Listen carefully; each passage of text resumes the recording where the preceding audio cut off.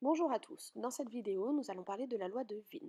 Nous avons vu précédemment que tout corps chauffé émet un rayonnement continu qui peut être analysé par un spectromètre.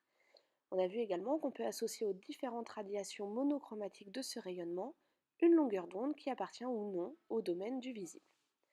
Ces corps chauffés présentent un profil spectral qui représente l'intensité lumineuse émise par chacune des radiations monochromatiques qui composent le rayonnement émis par le corps chauffé, donc en fonction des longueurs d'onde. Nous voyons ici, pour un corps chauffé à 3000 Kelvin, une autre échelle de température, comme une ampoule, quel est son profil spectral. On voit qu'il forme une courbe en cloche, alors c'est une toute petite cloche, avec un maximum associé à une longueur d'onde située hors du domaine visible dans l'infrarouge. Ce spectre nous montre aussi que ce corps émet des radiations dont la longueur d'onde est située entre 500 et 800 nanomètres, donc du vert au rouge. Il va donc apparaître jaune-orangé. Si maintenant on augmente la température et on passe à environ 5800 Kelvin, comme le Soleil. Nous voyons que le profil spectral s'est déformé et que le pic d'intensité s'est déplacé vers les courtes longueurs d'onde, ici environ 500 nanomètres.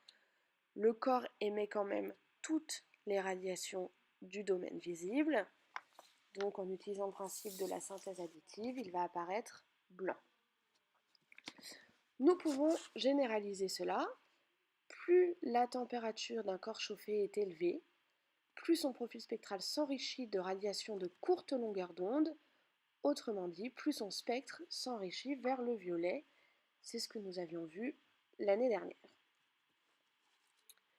C'est cette relation entre température du corps et longueur d'onde associée au maximum d'intensité que Wien a étudiée au début du XXe siècle. Il a découvert que plus la température d'un corps était élevée, plus la longueur d'onde associée à ce pic d'intensité était faible, mais dans une proportion exactement inverse, soit T fois lambda égale constante. Mais à quoi peut bien servir cette loi? Tout proche de nous, elle nous permet de déterminer à distance la température d'un corps chauffé.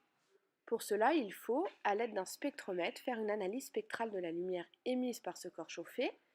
On obtient alors le profil spectral, ça nous permet de mesurer la longueur d'onde associée au pic d'intensité, et à l'aide de la loi de Wien, on peut en déduire la température de surface de ce corps. De façon plus éloignée, cette loi peut de la même façon nous servir à évaluer la température de surface des étoiles. Que faut-il retenir de cette vidéo? Donc tout d'abord, tout corps chauffé émet un rayonnement continu, ça nous l'avions déjà vu l'année dernière. Le profil spectral représente l'intensité lumineuse émise par chaque radiation monochromatique, donc en fonction de la longueur d'onde. Plus la température d'un corps est élevée, plus son profil spectral s'enrichit de radiations de courte longueur d'onde, donc vers le violet. Et pour finir, nous pouvons voir la loi de Wien, T fois lambda égale constante, avec la température en Kelvin. Merci à tous.